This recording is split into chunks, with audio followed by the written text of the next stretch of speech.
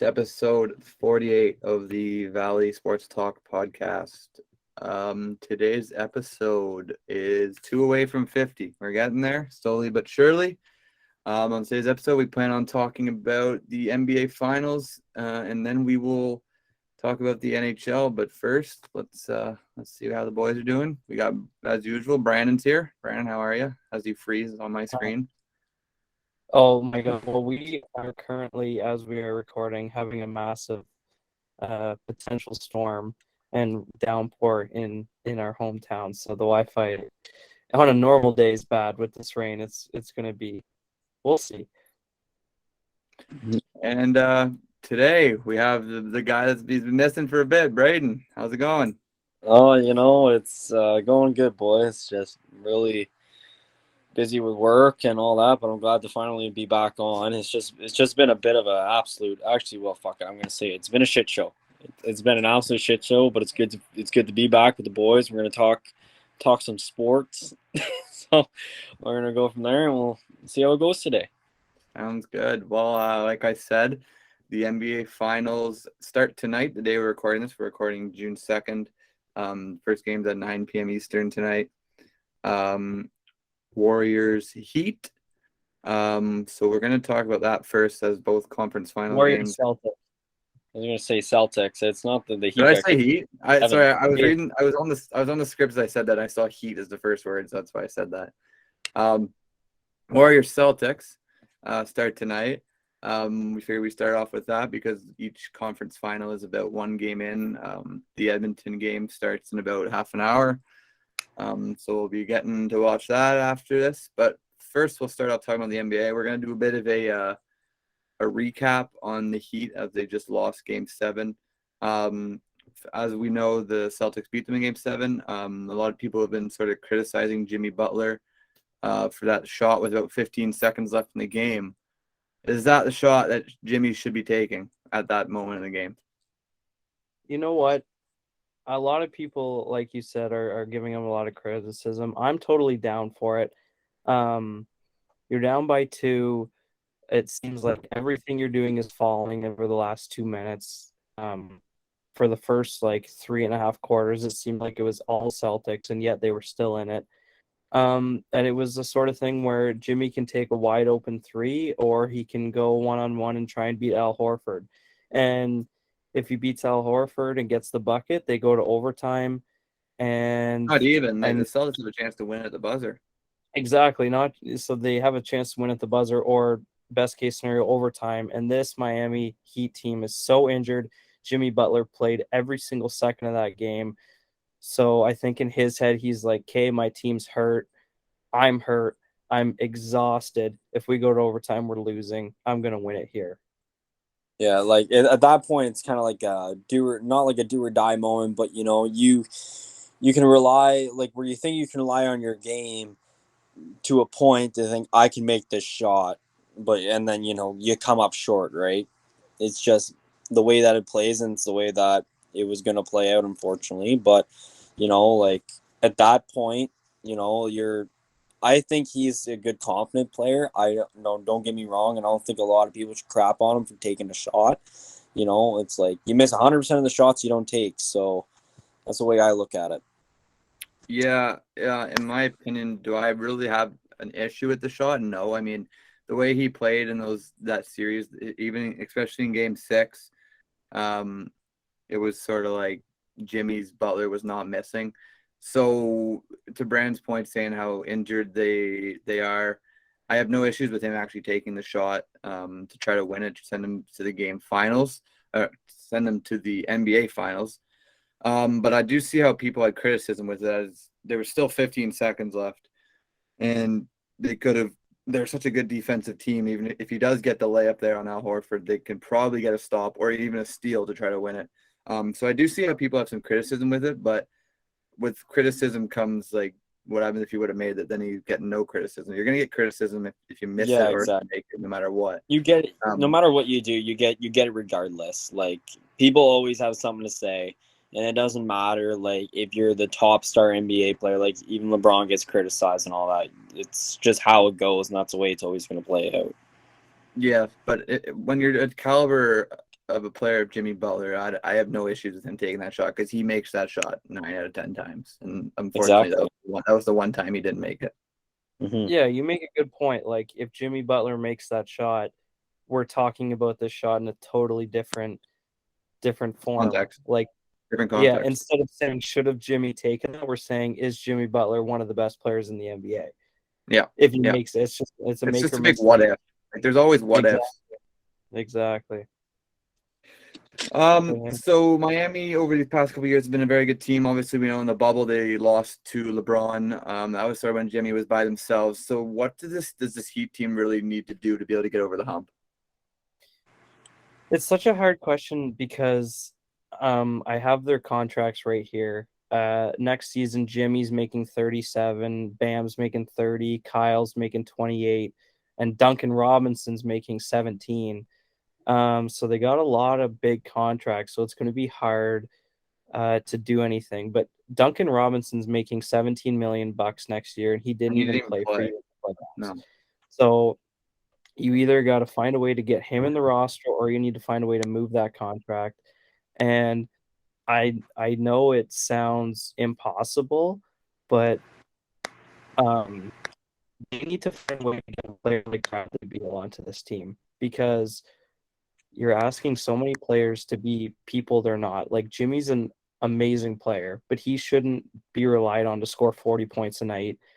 They're expecting Bam to put up 23 and 10, and although we thought he would be that, it's not the player he's turned out to be. So they're asking a lot of people to be things they aren't. And if you bring a guy like Bradley Beal, it just uh, gives a lot more shots to Bradley Beal, obviously, and Jimmy Butler can relax a little bit. Bam can relax a little bit. I think they need another shooter. Yeah, it's a very good point. So the way I see how they get over the hump is exactly what you said. Bradley Beal didn't come to mind. Obviously, now that you say that, he's been in trade rumors the past 3 years. He is an option for them. But in my opinion, you got to get somebody else to score the ball. Do I think Tyler Hero can be it? Absolutely. I don't think it will be this year. And I think this Miami team, like you look at it, you got Jimmy Butler, he's 32. Kyle Lowry's 36. His best days are obviously behind him. I think if Kyle Lowry's your number 4 and you can rely on Tyler Hero to be your number 5, I think that's amazing. Like, and being in Miami's a big market team, right? Like they're in Miami, they have money, they have a good team. I think they got to use that this offseason. I know that you just said they don't have very much cap space. I don't know if you can see how much projected cap space they're supposed to have this year. It doesn't say projected cap, but they're not losing a whole bunch of money. Like they only have $8 million leaving, $8 million worth of contracts leaving. So Yeah, so in my opinion, I don't think Bam can be a number 2 on a championship team. I think we sort of had this talk about another player who I forget who we were talking about. But we didn't think it was Ben Simmons. We don't think Ben Simmons can't be a number 2 on a championship team. It's the same thing I sort of think with Bam. I think you more got to rely on his defense, being that rim protector, and rely on him as being your third option with Kyle Lowry as sort of your assist guy. Like if Kyle Lowry can score 10 and 8, as a 36-year-old, I think that's all you really need him to do. He still plays great defense. He still gives it all on the floor. Like I don't like people are like slandering him that obviously he didn't play very well in game 6. He had like 0 points on didn't make a single field goal. But I don't think as a 36-year-old point guard, he should be really relied on to be that scorer anymore. As a 36, like sure in the Raptors age, he was your number 2 and you needed him to score the ball. But as a 36-year-old, I think if you get him 12, 10-point range, 8 assists, Jimmy's averaging 24, 25, Bam's averaging 15 and 10 and 8. If you can get some guy that can score you like just north of 20 to go right beside Jimmy, I think that's what you got to do as Miami. yeah, and like just before Braden goes, just to like, I really like. I don't have to agree. go. I got really nothing to say. But like you said, like people also don't understand. Like, yeah, Kyle Lowry might have had a bad game 6, might have had a bad series, but people like he was hurt. If this is regular season, he's probably not playing. Same with Jimmy Butler. Like you so many players. This is playoffs. People play injured, so they don't look their best. And like you said, Kyle Lowry's best playing days was probably the year they won the championship, and you had Not Kawhi. even. I don't even think even. He only averaged 16 and 6 that year. That's what I'm saying, though. Like Because he when Lowry, wasn't needed to be a scorer. that's what I'm saying. Lowry at his best, like you said, is probably a fourth option. Like they had Kawhi, they had Siakam, they had Freddie, and then Freddie you off have the Lowry. bench. Exactly.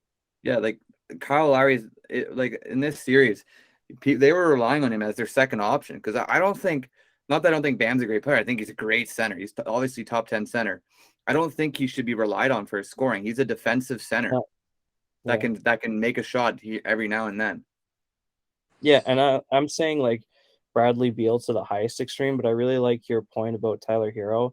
And it's funny you bring that up because like 15 minutes before the podcast started, I got a notification saying Tyler Hero got asked about his Sixth Man of the Award, and all he said is, "I want to be a starter next year." He says I deserve it. Yeah, he was like, I'm in my fourth year, I deserve it. And I totally agree with that. Oh yeah, 100%. But you maybe he can be that shooter they need. Maybe he can be that like a lineup of Lowry, Hero. Even if you want to go small, like Bam's 6'10". If you can find like a small forward that can give you 18, 19 points a night, then you run Jimmy at the 4, Bam at the 5. Like if they can get like even if you get a 2, Tyler Hero can play the 3. Yeah, and then so I'll just run some quick things by you, and then we can stop talking about the Heat. You said they need a 4. PJ Tucker for next season has a $7 million player option. Do you think he opts into that? Yeah, I don't. PJ Tucker's got to be pushing 37. True enough. I mean, and he's off the bench. Obviously, they still got Max Strus, Gabe Vincent. Gabe Vincent, underrated player, very underrated. Okay. It'll be interesting to see what they do with Oladipo. I don't think he's worth very much as he used to be. That's what I was going to ask you. He's a free agent. They paid him $2 million. I don't think he gets very more than that because there are some games in these playoffs he didn't even play. He was a DNP. True enough. And last question, just say yes or no. Udonis Haslem, new contract? No. No. Yes, as a coaching staff, as somebody on the coaching staff. I like it. Okay, well that's enough for the oh my god, for the Heat. I wanted to say Bull. Yeah, let's move on to the NBA Finals. We talked a lot about the losing team. We could go over this. We could talk for 10 hours about what every team needs to do this offseason. Okay, yeah. So obviously we got Warriors versus Celtics in the finals. It's kind of a lot of similarities, a lot of differences. They were the 2 best defensive rating teams in the NBA. The difference is the Warriors are old, they're veteran, they've been here before. The Celtics are new. This is their first time. Braden, who do you think this ring matters to more, Warriors or Celtics? That's tough. Well, that's a tough question because you know what? Like the Warriors had a few rough seasons, like with Curry being injured and a lot of steps to come up to this point. But the Celtics, like these are all like who's on there? Jason Tatum and there's one other. They got a good duo there on that team. But you know, it'd be nice to see these young guys win one, show the vets that like you know, the old like the new is you know stepping up their game. But I think I'd like to see the Warriors win like at least one more because they were on a tear for back. Oh my God, when was it? Would have been like, when was the last time they won a ring? Wasn't it like 2016 or something like that? 2018 was their last ring. Oh wow, yeah. So it's been a couple. Yeah, so it's been about 4 years. Yeah, I'd like to see Steph Curry get another one. You know, like I honestly think he deserved like the way that he plays and how he revolutionized like 3-point shooting is, I think like they deserve a ring for sure. Okay, so here's my thoughts. Just to clarify, you're saying this ring means more to the Warriors? Yes. Okay, so my thoughts, if I'm picking a team of who this ring means more to, I'm going to say no team. I have a player. In my opinion, this ring means the most to Steph Curry. The one thing he has been slandered on for his whole career has been the fact that he has not been able to win a Finals MVP. Yeah. We had Iggy, we had KD, and KD twice, sorry. If Steph Curry can take his team, the odds of him, unless he absolutely shits the bed in the finals, the odds of him winning the Finals MVP if his team wins are very high. I think that if Steph Curry can win this Finals MVP, that's like, what's the word I'm looking for there? That it starts with an S. Legacy. Like, yeah, it submits him as his legacy. I think if Steph Curry can win this Finals MVP, he would be the number one point guard of all time. I think Yeah. he inserts himself as the number one, takes over probably Magic Johnson. That's a big one. Yeah. So the reason I asked this question is because I was watching the Stephen A. Smith podcast, and so they were saying the Celtics, obviously, as a franchise, are tied with the Lakers with 17 total championships. So the Celtics can become the most That's an winning. interesting one. Oh, Yeah, okay. they can become the first franchise for 18. And then the look at it for the Warriors is Steph Curry has 3 championships. LeBron James has 4. So there's that as well. For There's me, a lot personally, riding on the series. yeah, I'm going to say this ring. Obviously, it matters to everybody, but I'm going to say it matters to the Warriors more as a franchise. Obviously, like I said, the Celtics can become the most winningest franchise in NBA history. But this Warriors team, they're old. They're really proving that, like if Clay and Curry weren't hurt, that they would have been in this the whole time. The last 2 years, they've made the finals the 6 out of the last 8 years. The only 2 years they didn't, Clay and Curry were out. So if they can win this one, that's a big like dynasty. Continue the dynasty, like they're not dead. So I'm going to say this one matters more to the Warriors. But in saying that, like I said, this is the 2 teams with the highest defensive rating. The Warriors have Curry, Thompson, Wiggins, Poole. The Celtics got Brown, Smart, Tatum, Horford. This is and everybody's healthy. Is this the closest NBA Finals we've seen in a long time? I don't think really you can really answer that until after the games are done. On paper, you could say yes, but like if we're actually talking about closest, like if any series that really goes to 7, you could say it's a close series, right? So like you could say that Celtics one was close, but I think that you can't really say if it's going to be close or not until the games are done. We can assume that we can make a prediction, but until it is, we can't really actually formidably say that this is a close series. Know what I mean? Yeah, for sure. What do you think, Bray? I'm not in my head. I agree. I agree on that one. That's the point.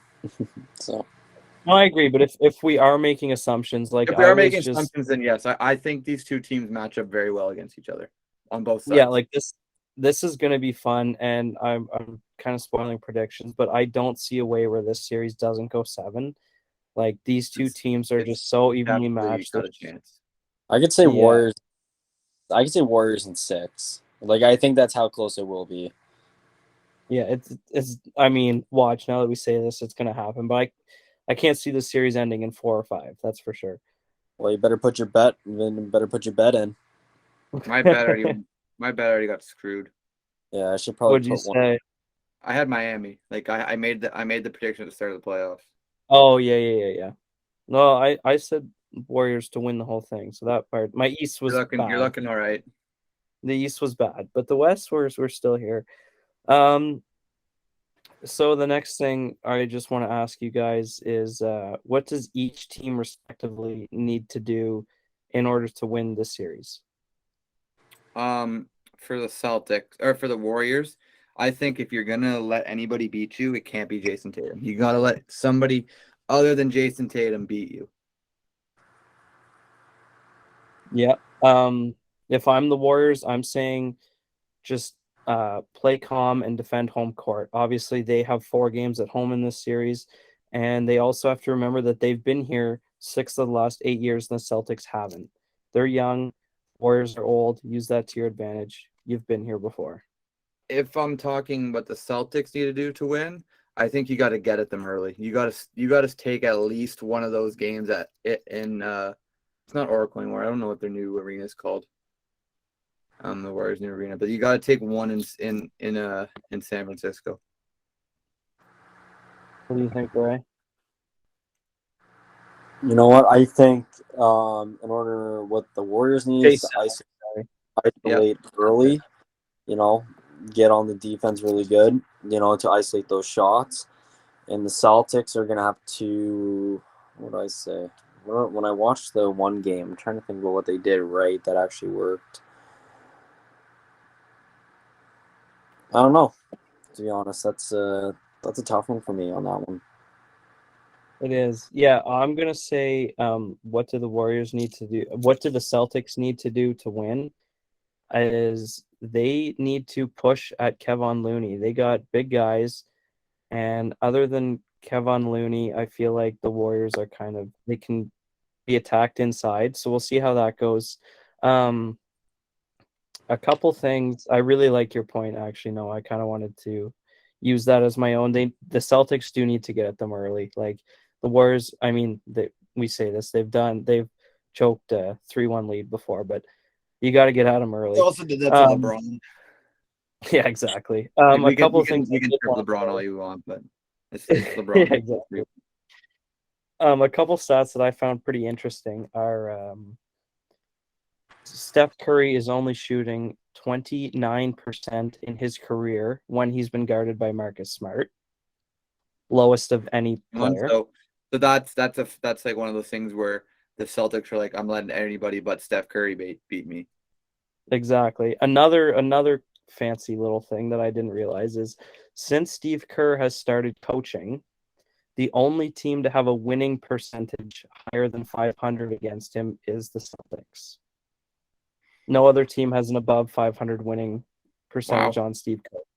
That's crazy. Regular season and playoffs? Yeah. Interesting. Kind of like the kryptonite. So in saying this, this kind of leads right into my next point. For me, the question is who's the most important player in this series? For me, we all know about the big guns. So for me, it's Marcus Smart. If he can come out here, guard Steph Curry, obviously not to 29%, of like we're not expecting that, but if he can limit him and also do a little bit on the offensive side, because like Noah said, they're going to have to let someone else other than Tatum beat you. So if Marcus Smart can come up, play some offense, play good defense on Curry, the Celtics have a really good shot. So he's my most important player. Okay, so I actually have two, one for each team. One is Marcus Smart, like you said, and my two is whoever the heck's on Jason Tatum. I honestly, it's still sort of mix up for me on who will be on Tatum. It's either going to be Draymond or Wiggins. I think it'll be Wiggs. I think it will be two because I think Draymond might be a bit too slow to keep up with Tatum. But it's going to be the most important player for me is whoever's guarding that number one option. Yeah. Fair enough. Yeah. You guys know a lot more than I do, that's for sure. I just wish I had something to say, but I really don't know who to pick. You do have something to say, Bray. Who's winning this series? Well, like I said, who's winning this series? Like the person who's winning the series? No, give me what team? Give me prediction. I already said Warriors are going to win this. You said Warriors, yeah. Warriors you in stick 6. Warriors in 6? That's what I said, yeah. I'm going Warriors in 7. I will join you, Brandon. I will go Warriors in 7. All right. Someone expect the Celtics. Well, boys, you better lock it in then. Yeah. Jumping out of some NBA talk, I think we'll transition into our NHL talk before we go up with some trivia, which we finally can actually do some 1v1 trivia. Yeah, fine. So I said at the start of the show, the conference finals are both one game in. As you're seeing, this the Edmonton-Colorado series will be 2 games in. So we'll talk about the game that happened last night first. Rangers Lightning. Obviously, the Rangers came out very strong. Tampa, you kind of figured they're going to come out a bit slow. They hadn't played in 8 days, where the Rangers played 2 days ago, or 3 days ago now. It would have been 2 days yesterday. I kind of expected Tampa to drop this first game, especially at MSG, and they're going to have slow legs. But if we're talking about the score, the whole talk about coming into the series was Vasilevskiy-Shesterkin. Obviously, probably the 2 best goalies in the world as of right now. Who's better? who will prevail in this series as being better?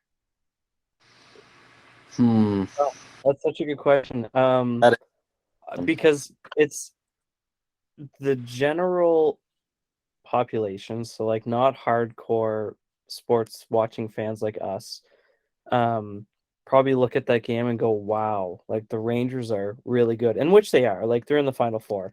But like Noah said, I think a lot of like hardcore sports fans were kind of expecting Tampa to lose game one because I mean you're off for 9 days. That's gotta be difficult. But I projected Tampa to lose game one, but I didn't think it was going to be by that much. I'm kind of shocked. I'm kind of shocked at the score. Who will be the better goalie? I still think it'll be Vasilevsky. I think the Rangers would have to do something crazy, like win this series in 5 or 6 for us to switch Maybe on that. not even six. I'd still say that. Like it's got to be Yeah. the only way that I can say Shesterkin's better is if the Lightning are getting 40 shots a game and the Lightning get swept. Yeah, like yeah, I mean Vasilevsky's won 10 series in a row, so it's going to And be kind of hard. Vasilevsky's done it for the past 5 years. This is Shesterkin's first time being a starter for a whole year.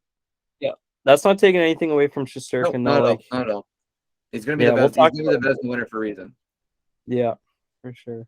Right? And who's the better goalie? I still think Vasilevsky's the better goalie, just by probably veteran experience at least, and also like he's just a brick. Half the time he's a brick wall. You know, like they played that last game. What was it? Did they play again? Who they play last? Florida. It was Florida. Florida, right? Their last game that they played where they swept the series. Even though that like both teams kind of played like crap a little bit. Like, you know, it wasn't really an electrifying game besides like had those two goals being called back. Like Vasilevsky was just like not letting anything in. Like it was 45. ridiculous. Like like the guys were kind of standing on their heads a little bit, and he was the one that came through for them. It was like 40 shots, like to I think like 25 or something like that. Like it was, and like because like Florida was all over them like pretty much for like the first and second period. And like that's why I think personally like he's the better goalie. But no, like they definitely have two good goalies in between the bars. So it's gonna be a good series, that's for sure. I really don't know who's got this one just because of last night. I didn't think that they were gonna lose that bad, but I didn't think they were gonna lose at all. I thought they were gonna come out of the gates winning this like at least the first game. But no, the Rangers proved me wrong last night. Yeah, they definitely came away firing. Speaking of Tampa, obviously, I don't know if you guys ever hear the saying, it's the whole season is like a marathon and then the playoffs are another marathon. Obviously, Tampa has done this twice and once in a bubble. So that was obviously a bit different. They probably weren't getting, as good as rest as they usually would. It's not at home, stuff like that. Will Tampa ever burn out? Not maybe like not this year, but like will they ever burn out? You know what? Obviously, they're not going to win the Stanley Cup every year, but I don't think they're going to burn out. I said this a couple podcasts ago. They have figured out the regular season. Like they try because you have to get there, but they are not hurting themselves. They're not playing through injuries in the regular season. Like their top guys the past couple years, they'll all miss 15, 20 games a regular season because they know and they figured out from experience all they got to do is get to the playoffs. Once they get to the playoffs, it's anybody's game. So you got teams and star players playing 82 games a season, and you're not seeing that from Tampa. So even though it is a long regular season, they're playing 15 less games than everybody else. Wow. I don't think you could have said it any better, actually, really. That was an excellent point. Like, when you say they got the regular season figured out, it's true because they wouldn't be back here if it wasn't for that. And people keep saying like, oh yeah, like, they will, like they're gonna drop off at some point. Like and I've watched like most of the Tampa games, and I've seen that they're still playing like they have for the past 2 years. They haven't stopped, So they got it made. This is going to be a tough one for them, but I don't think they'll burn out at all. Yeah, They'll lose well, players, and eventually, players are going to retire, and you know, um, cap space is going to make a bit of a struggle there, but I don't see them burning out. I see them keeping the train going for a little bit longer. yeah, I like you said, I obviously they're gonna fall off at some point, but I just don't think it'll be from burnout. It's probably you can't keep a team as good as this together as long as you want with salary cap. So Totally, definitely. It'll be interesting to see this offseason if they're able to keep everybody together. Depending on what they do at the end of this year.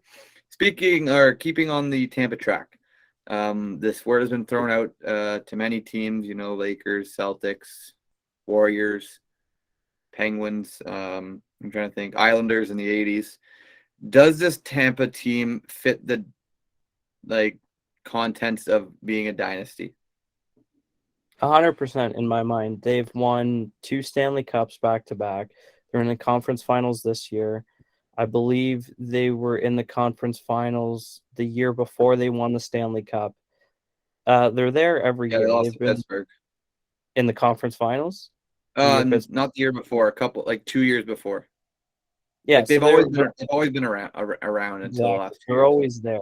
So especially if they win the Stanley Cup this year, obviously that helps. But I think even now, just the amount of conference finals they've made, even though they're not winning, the Stanley Cup's hard to win. Let's be honest. So if you can make it this far constantly every year, I think you got to be considered one of the best. I agree. I think the word dynasty gets thrown out easily sometimes, but I don't think it's being thrown out easily in this time. They've been dominant. Getting to the conference finals means you were a top 4 team in the league, and not very many teams make it to conference finals and even Stanley Cups consecutive years. The only time before Tampa was Pittsburgh and then the Islanders in the '80s. That was the last time teams had won consecutive back-to-back Stanley Cups, right? So I could say that those teams are dynasties. 100%. Yeah. And the final sort of point on this this series, you could argue in the past 2 series that the Rangers really didn't deserve to win, or not that they didn't deserve to win, but they weren't the better team. The other team was I don't know how to put this, but the other team was sort of in the driver's seat and the Rangers snuck out. Do the Rangers deserve to be this far, and do they deserve to sort of win the Stanley Cup if they get there? You know what? I mean, you might not like my answer just because they beat the Penguins, but any team that makes it this far deserves to be here. I know people are going to say they played a 3rd string in the 1st round, a 2nd string in the 2nd round. But regardless of that, they were down 3-1 against a really good Pittsburgh Penguins team and battled really hard to come back, no matter what goalie you're facing. They were down 3-2 and 2-0 to Carolina in the series, came back both times, won the series against a very good Carolina team. If you take the goalies aside, Pittsburgh and Carolina are 2 monster powerhouse teams, and they came back and beat both of them. I did have Pittsburgh beating the Rangers. I did have Carolina beating the Rangers, but they're just that underdog story that keeps winning, and they definitely deserve to be here because it's not easy. No, and if they put in the work, they never, they didn't give up. It's kind of to the point where you think it's man, we're down 3-1 in this series. We're close to being eliminated. And then you just keep fighting back, keep grinding away until eventually, you're at where you're at. And, people can say, oh, they don't deserve to be there. They're the crappier team. They don't have as many good looking players, big names, whatever. But that doesn't matter though. It's about how you can play hockey, set up plays, play your defense, your offense well, and it's to make it work. So I think they deserve to be there. Don't get me wrong. And every team that's you got Edmonton, you got Colorado, you got Tampa and them, I think, and they all deserve to be there. If they didn't deserve to be there, they wouldn't be there right now. Yep, very good job to sum it up. I'll just keep it quick. Do I think that obviously I think they deserve to be there. Do I think other teams deserve it more the way they played in other series? Sure. But bottom line, you made it to the conference finals. Of course, you got to deserve it to be there. Yeah, like we were saying about the Heat, it's all about what ifs. Like you can never justify sports with what ifs. Like you can't say what if the Rangers played Penguins with Jari? What if the Rangers played the Canes with Freddie? It's like what if, Yep. Moving on to the series of tonight, Edmonton, Colorado. Obviously, very entertaining game. Whoa. Oh, predictions. My bad. I'm give me a gonna prediction. say. Oh, let Bray go first. Am I winning tonight or no? Who's winning the series and how many games? I hate to be that guy, but I think it's Colorado. No, Tampa. Rangers series. Oh, Rangers series. Okay, my bad. I'm gonna say Tampa. I might say Tampa in 7. Okay. I think it goes back and forth a little bit. I already know Noah's answer, and I don't want to be the same, so I'll be bold. I'm gonna say Rangers in 7. Give it to me. Lock it in. 6. Tampa in 6. Rangers are getting one more, and it's Game 5. Not a bad show. You think? Yeah, I mean, that home crowd was electric last night. Tampa's going to win tomorrow. They're going to win 2 straight at home. Rangers going to win, and then Tampa's going to win back home. Mm-hmm. Good show. There we go. Now I can move on. Moving on to the game that is starting in. It started starting in a couple minutes. It's on TV. It's on TV now, but it's starting in a bit. Edmonton, Colorado. Obviously, the game 1, very entertaining. There was a total of 12 goals? 14. Bad math. Yeah, 14 goals. So it was a goaltenders duo. Obviously, Colorado was the higher seed as they were the home team. Can Mcdavid and Sidle carry this team through to the Stanley Cup final? I can't see it. I mean, like, I know the score ended up being close, but like, if you actually watch that game, Colorado dominated most of that game. Like, before the third period, I think Colorado was doubling them in shots. Edmonton had a really good third period. I'll give them that. But in the first 2 periods, it was all Colorado. Just the score didn't show that. It was kind of close. I mean, Colorado did get up 7-4 lead, but Colorado was all over them. Edmonton they do what they do. They score and keep themselves in games they shouldn't be. So although McDavid and Draisaitl might have another monster series, Colorado's too good. What I think, I want to say yes and no, because you know what, and I've said this before in previous podcasts, that you can't always rely on just 2 players when it's a team effort, because it's a team sport, and where Colorado's kind of better all around, I find. It's just, they'll maybe McDavid will put up maybe 3 goals and Draisaitl like 5 assists, for example, or something like that. But, it's all about just making that whole team effort.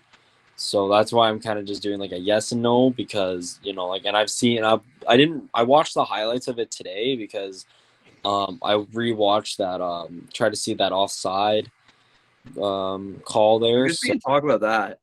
Do you guys agree with that? I'll give my thoughts on the McDavid carrying. Yeah, we can talk about that quickly. Yeah, I'll just finish up here. So, yep. Sorry. No, it's all good. But it's like I was rewatching the highlights and stuff, and you're right, they were all over them in the first and second period, and then that's when Edmonton started kicking themselves up a little bit. But still, you can't just have 2 players that are just gonna dominate on your team when a whole other team can do just as good as them, and that's a whole team. Yeah, and when it comes to the offside, when I first saw it, I was like, that's definitely not a goal.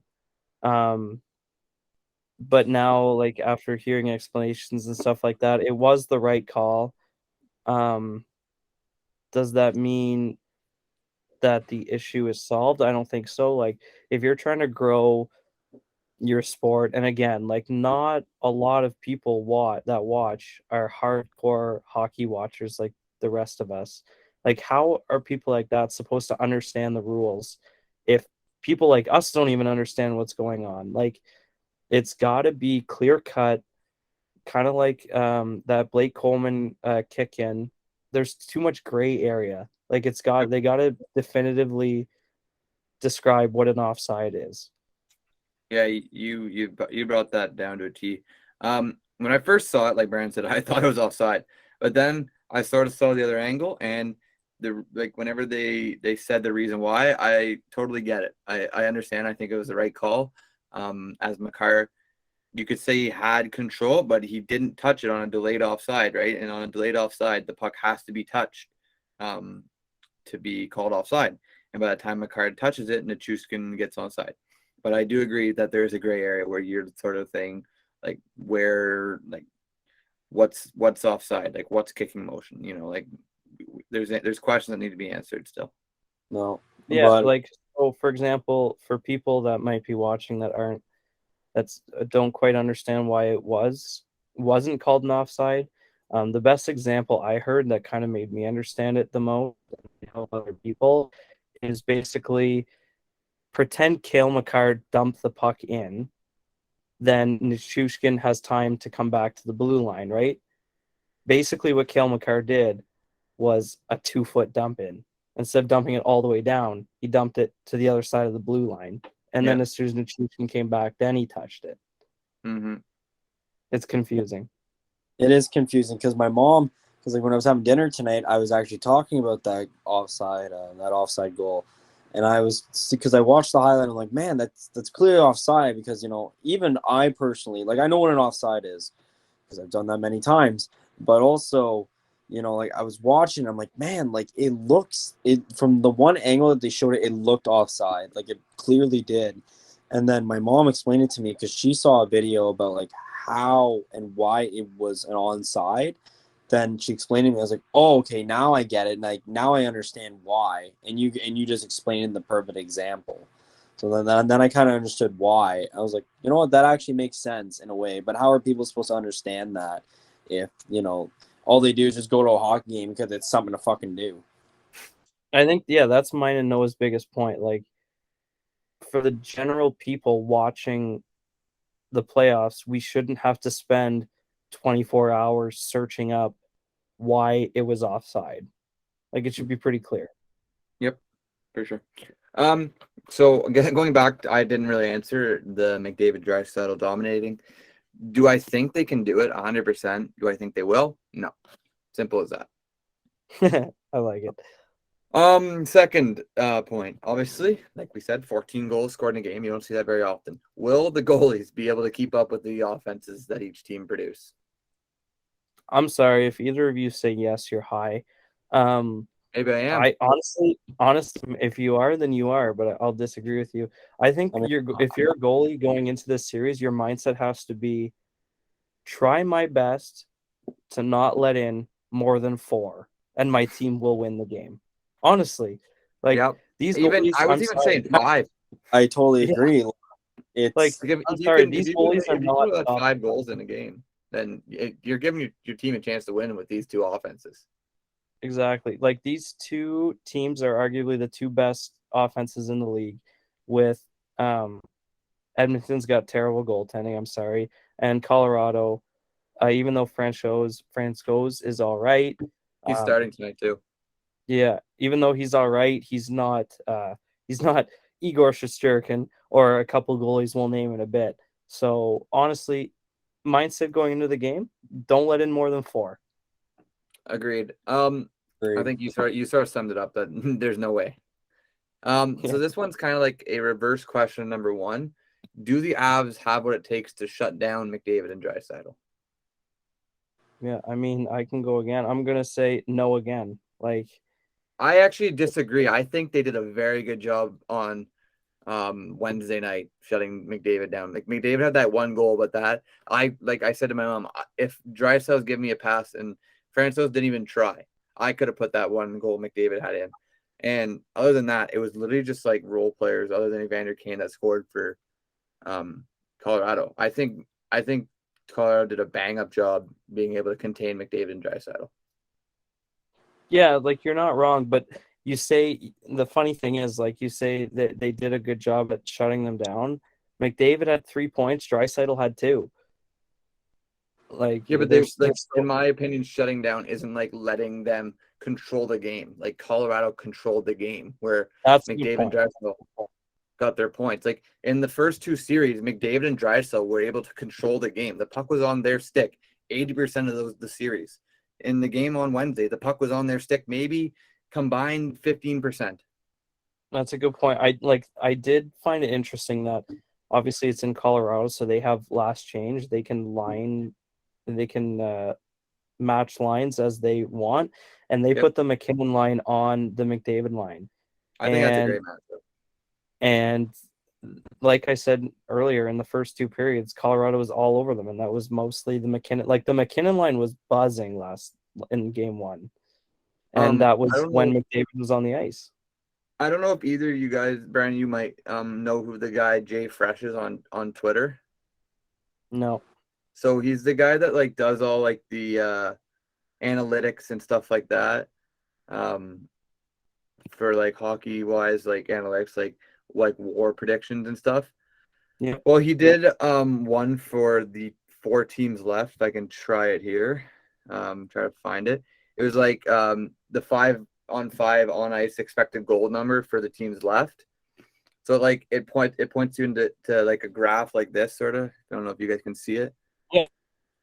And it's like there's like 4 different sections, and it's like plus offense, negative defense, plus offense, plus defense, negative offense, negative defense, and negative offense, negative defense. There is only 2 players in the positive offense and positive defense players for the Edmonton Oilers forwards. Do you have any idea who those 2 players might be?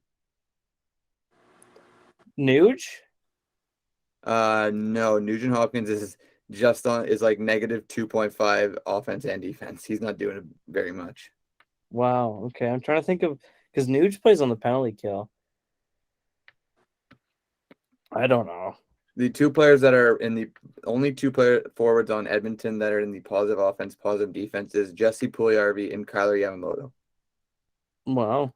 Connor McDavid and Leon Draisaitl, Evander Kane, and Zach Hyman are all in the positive offense, negative defense, and then everybody else is basically in the negative offense and negative defense. That makes Where sense. if you quickly look at Colorado, everybody's probably positive. Where'd it go? They're actually no, that's not it. One sec.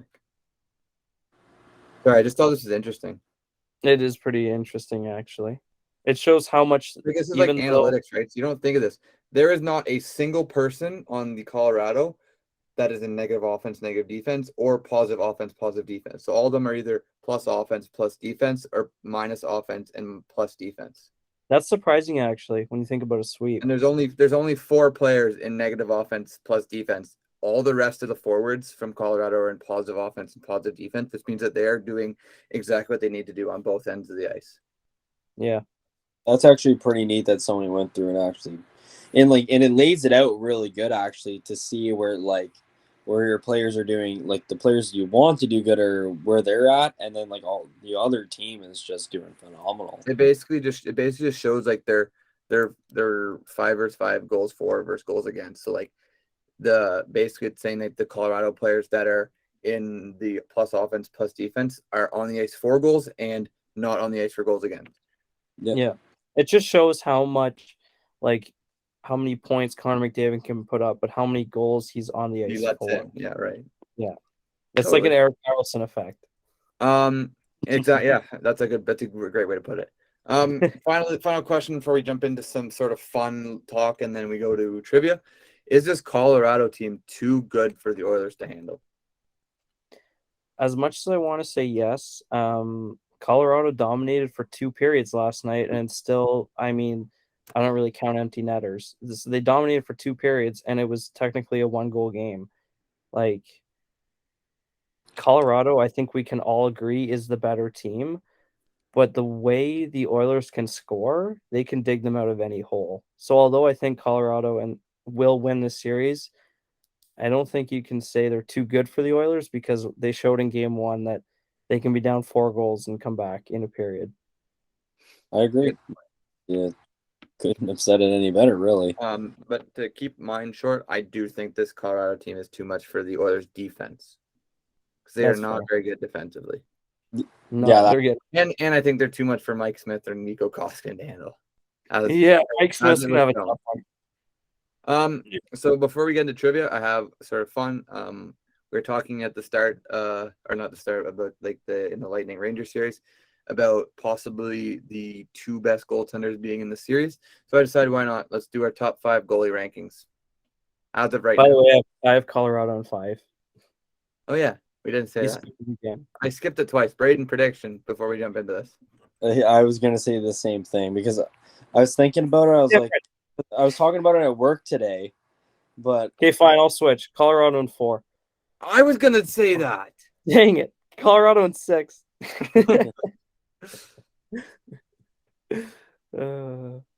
Yeah, I got Colorado in 4. Oh, series sweep. Yeah. Get the brooms out, boys. Yeah, I'll stick with Colorado in 5.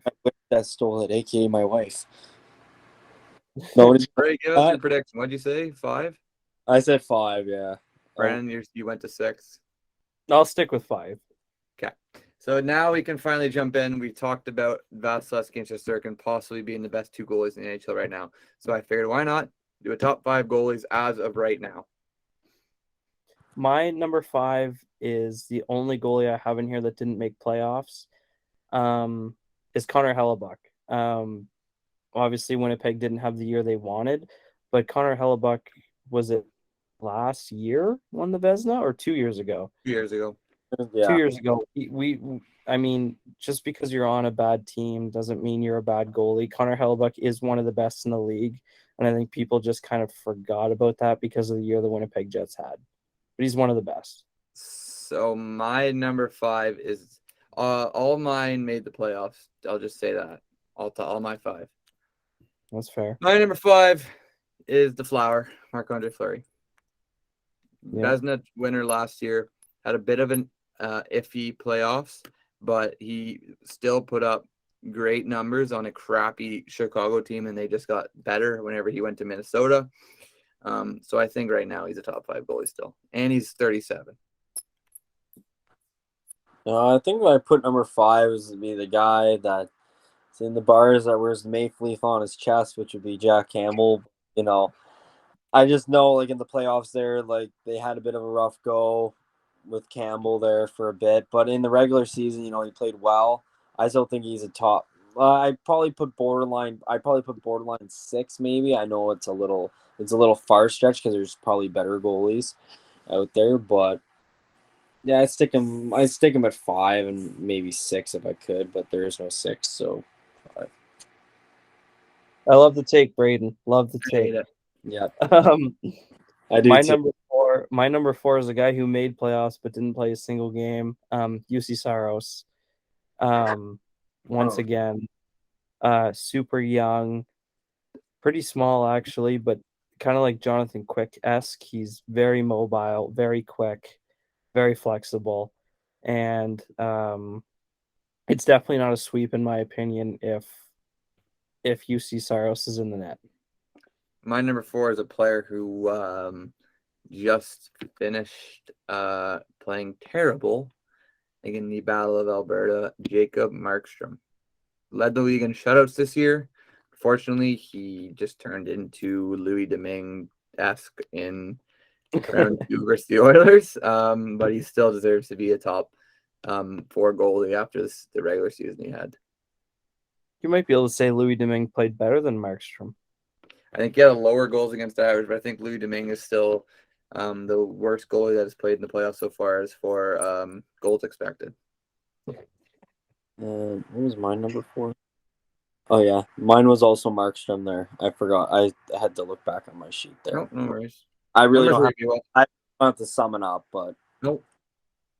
Yeah, I'm not trying to brag, but there's only 2 goalies within 100% save percentage in the playoffs, and one of them is Eric Shalgren. So he's pretty good, I hear. Wow. But speaking to your guys, Markstrom, I have him at number 3. Obviously, the second round of the playoffs didn't go well, but I think he doesn't get overlooked. But the way Jake Ottinger played kind of overlooks the way Markstrom played. Markstrom was just as good. It was such a low scoring series for a reason. Both goalies were amazing, and like Noah said, Markstrom led the league in shutouts and was one of the best goalies all year long. I mean, he's the reason he's a Vezina candidate. He'll probably finish second or third. Second or third, and the other Vezina candidate that I have that won't win it is UC Saros, who I have at my number 3. Brandon talked about him. He just kind of came out of nowhere. And to be honest, he could be on the move soon. They have a Askarov there from the Russian goalie, the right-hander. They took him like number 10 2 years ago, and they just signed him to an entry-level deal. So UC Saros could be on the move somewhere, which is crazy to say. Well, Braden talks. I'm gonna look up Cap Friendly and see what his contract's looking like. yeah, mine's Mike Smith. No, I was about to boot you. I was about to boot you off the podcast. I thought you were being serious for a sec. I was like, oh. no, I'm not. My God, he's terrible. Not terrible. He's below. Not what he used to be. He's Who's your 3, Braden? My number 3. Oh, hang on here. Where did I have it? UC Saros has 3 more years at $5 million. Oh, is that what he's got? Yeah, It's a steal. I didn't think UC Saros was 27. Yeah, he sat behind Pekka for a couple of the last couple of years of his career, right? Probably why he's so good, because he sat behind Pekka. Yeah, it's a good player to sit behind and learn from. So I also thought this was kind of like playoff goalies a little bit. So I ended up having the Colorado goalie at 3. I wish I knew his name. Yeah, that's honestly a good one. He played really well in the regular season. Yeah, like that. I wish I knew his He name. was second in goals against average in regular season, so I don't have any issues with him there. But yeah, no, like that's why I thought it was just playoffs, like kind of in general. So that's why I threw it in there. But yeah, the Colorado goalie at 3. I wish I. Yeah, But- and then our top 2 are the same. Our top 2, they might not be the same, but they're the same goalies, and they're the ones We don't know this. We don't know this. No, I'm not saying that. I'm not saying they're gonna be the same, but they're the 2 unless Braden friggin' puts something. That's what I'm saying. We Matt never Murray. know. You never know. Devontae Adams was like the Shut 6th up, best wide receiver. So. Yeah, Braden thought Devontae Adams is the 4th best wide receiver. Are you on drugs, man? So we don't know. At number Stay 2, off the weed. I'll say both mine just because I think we all have the same ones. At 2, I have Igor. At 1, I have Vasilevsky. Same. Yeah. Yeah. In same order? Yep. Cool. Take it away, Brandon. Talk about why they're there. Well, I'll talk about Igor. Igor had the best goals against average, the best save percentage in the regular season.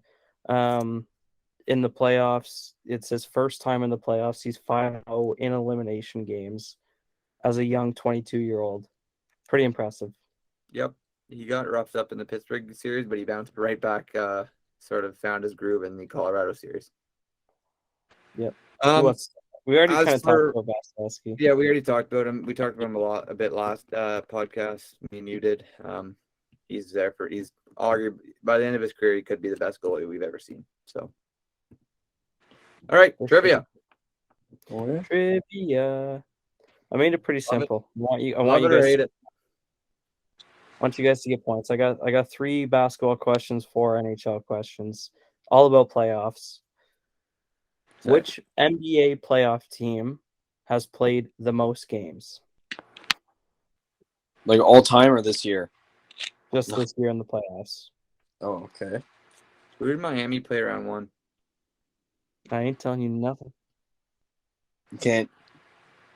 Miami is the 1 seed, so they would have played the. No. Played the Hawks.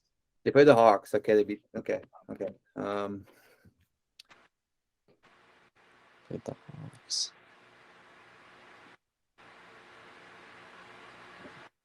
The Nets.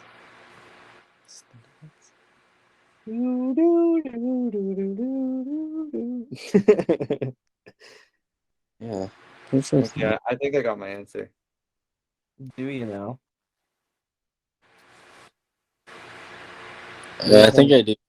Said that they played the Hawks. I think I know who played the Hawks. So What's your answer, Braden? I want to say it was the Heat. I'm gonna say it was the Celtics. It was the Celtics. They've played 18 postseason games. They went to 2 Game 7s.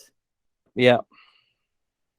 I don't even remember who they won Game 1. I don't even remember who they played round 1, but I just know they went The to Nets. Oh, the Nets. Dang, yes, that's what I couldn't think of.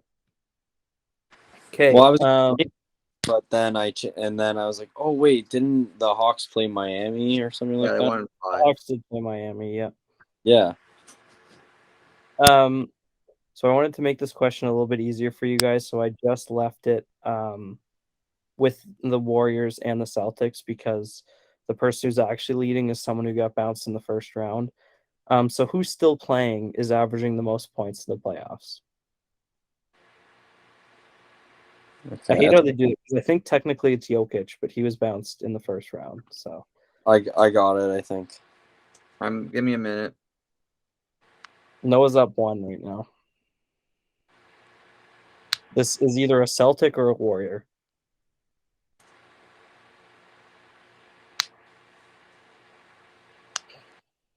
Braden's confident. I like it. Well, I think I got it. I'm not sure. I'm not confident, but I feel like I know the answer. No, the fact that you come out here and you're like, yeah, I got it. That's what we're looking for.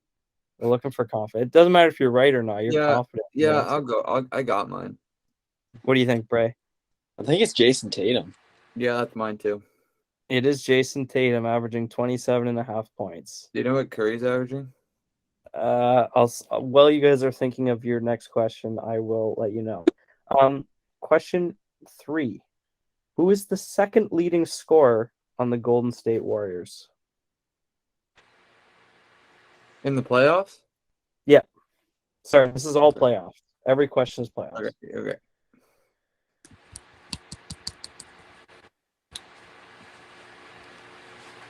Tatum is averaging 27 on the dot. Curry is averaging 25.9.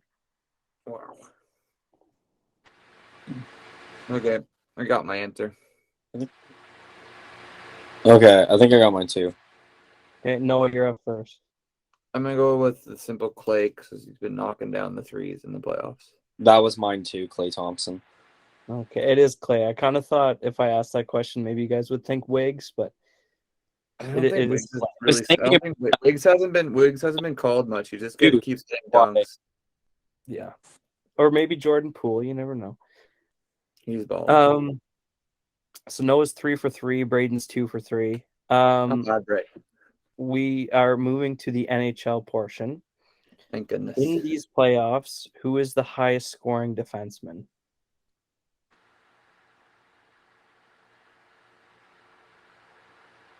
I think I got it. Damn, Bray's quick today. Bray's got it. Are we talking goals or points? Oh, if I Points. got it. Points? Okay. Yeah, I got mine. Bray? Kadri? No.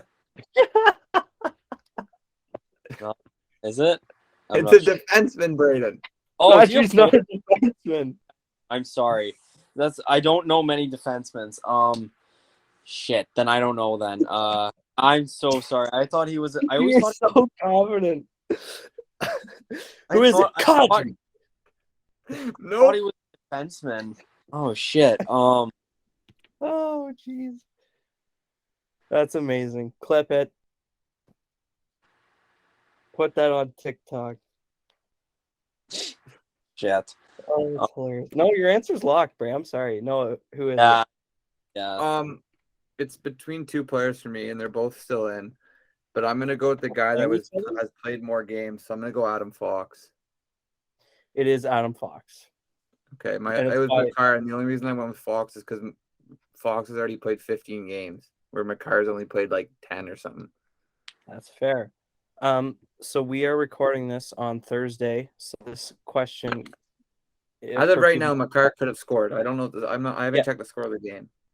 also for this next question, to this current moment, before game 2 of any series, which goalie has the most wins in these playoffs?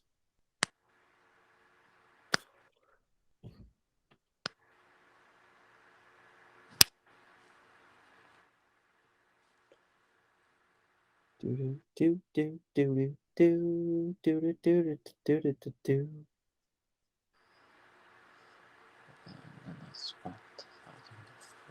Do do do do do do. That's only 9. Rangers went to game 7. You're screwing me over here, man. I know. You're 4 for 4. Come on. I know. I don't want to get one wrong now, though. Okay, I got mine. Braden was right on your trail before he said Nazem was a defenseman, so that'll happen. Will it? Okay, I think I got it. Okay, Noah, you're up first. Fuck, Braden's gonna take my answer. Igor. Yeah. No, it's not that I'm taking it. I had to calculate in my head how many wins there was. It is Igor. Played the most games again. Yeah, but I mean, the only games he got pulled in were the ones he lost, so he had to have won. Yeah, the only possible answers was him or Vasilevsky? no, Mike Smith. No, oh my God, I'm blanking. Colorado's goalie. Kemper? Yeah, but he didn't play as many games. That's what the trick was. Oh, I got you. Yeah, but he didn't. Francois would have got the win last night. Exactly. But they've both teams have won 9 games. Yeah, right? I got you. Yeah, that makes sense. Okay, Noah's answered this question 2 podcasts ago, but that was round 1. We're now at round 3. Which goalie has the most shutouts? Oh, for fuck's sakes. Noah got this question right when we were talking about round 1.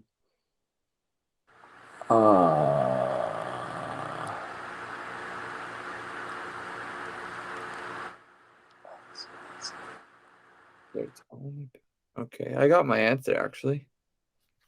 Noah's got his answer.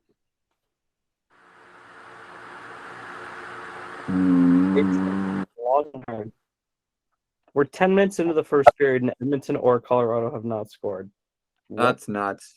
I think it was like 3-3 at this point last time. Yeah. I'll just shot in the dark here because it's hard for me to figure it out in my head. All right, what is it, Bray? I'm gonna say Vasilevsky. So, in the way I thought of it, there's only been one shutout since the second round, and Mike Smith had 2, and Vasilevsky had 0, and Vasilevsky's the only person that had the other shutout. So I'm going Mike Smith again. It is Mike Smith with 2. Still Mike Smith, eh? In the second round, in all the second rounds, there was only one shutout, and it was Game 4, Tampa. Game 4, Vasi. Yep, that was my thinking. Yeah, that was the only one I could think of. I didn't. Mike Smith had 2 in the LA series. Oh, okay. Yep. Hey, at least I didn't get any of the other goalies, so I guess that's pretty good. This year, guess that freaking Tyson Barrie was a goalie. Now that's retarded. I'm gonna say this, and you guys will both get it wrong, but I think I'm leaving you guys on the easiest question of the. I want to go 8. I want to go 7 for 7 here, man. I'm 6 for 6 right now. Well, good. I'm giving you the easiest question for last. Okay. Who has scored the most goals in this playoffs? Oh, jeez, man. Come on. I gave you the easiest one for last. I got it. This player has 4 more goals than the person in second. I have it. I was talking about this at work yesterday. Game You seem to be set confident. match. I'm confident. You can write it down now. This person has 13 goals. The next closest person has 9. That just solidified my answer because I knew the number. Kidding? Okay. Yeah, I'll take another shot in the dark here because I can't think of this one. Yeah. What are you saying? It's not McDavid. I know. I think I want to say it's either between McCarr or is it? I'm gonna say McKinnon. Nathan McKinnon? It is Mr. Bankrupt. It is Evander Kane. Shit, and that's what I thought it was too, at first. But I was only because I was checking the Because- stats of my dad's hockey pool. My dad has Evander Kane, and my dad's ahead of me for first place by 1 point right now. So I clicked on his team, and Evander Kane's like 19 points. So I clicked on his points, and it was like 13 goals, 5 assists. So that's why I knew that. Yeah. Isn't that insane though? Like, yeah. Well, 13 goals. I thought of him after he got that hat trick in but then I was like, fuck, it can't be him because like 2 hat tricks. yeah, like I couldn't, but then I double guessed myself, like it's got to be like somebody that's better than him, but no, I was think that, but he's playing on a line with McDavid and Draisaitl. no, like he's been lighting it up, and I kind of like he kind of drifted off in the shot, but I watched that game there because I bet it on that one Calgary game where he got the hat trick. I think it was. He's not going to be bankrupt anymore. He's going to get No, paid. he'll get a good contract this offseason. Oh yeah, And then he's going to be terrible again. Yep. Some teams All going right. to offer something, and once they find out he's not playing with McDavid, he's not very good. True. Nope. Well, that'll wrap it up for this episode. One more closer to 50. Me and Brandon were sort of talking about this earlier, but we are hoping to have a big episode 50. It'll probably be longer than majority of our episodes, as it's worthy of being longer, being episode 50. Yeah, everyone's going to be mad at you because you said we had an interview for this episode. Yeah, that didn't happen. So stay tuned. That's all I got. You come up short again. Shut up, Braden. You weren't here the past month. Yeah. Well, hey man, gotta make the bank. I'm going to get a new car next week, so Another one with 400,000 on it. All right. he's getting brand new off the lot, brand spanking new. Nice. All right. That'll wrap it up. If you enjoyed, leave a like, subscribe to never miss another episode, and we will see you next week. See ya.